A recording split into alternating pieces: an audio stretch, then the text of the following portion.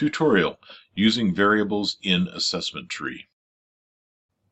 Variables can also be applied to assessment items. If a variable is assigned to an assessment item, the activity will compare the value of the variable to the configuration in the user network, regardless of what is defined in the answer network. Only assessment items with a green dot support variables. Assessment item nodes that are parent nodes or checks more than one state of the network cannot be variables. To assign variables to assessment items, locate and highlight the desired assessment item with a green dot.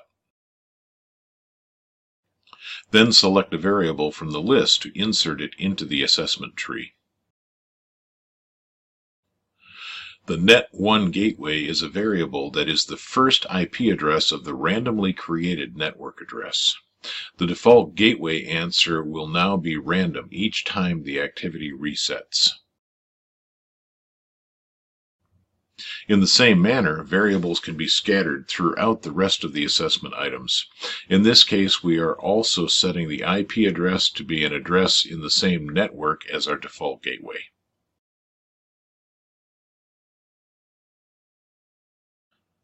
PC1 add1 is a variable that is assigned a value of entire range, from host address .5 to host address .250 of the randomly generated network address.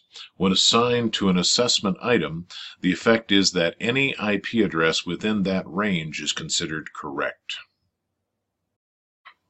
Assigning PC1 add1 to PC1's fast Ethernet port eliminates the constraints of strict host addressing and allows for user-defined addressing schemes.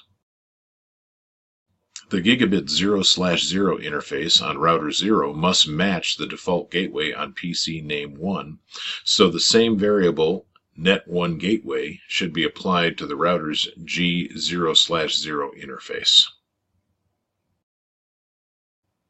This ends the Using Variables in Assessment Tree tutorial.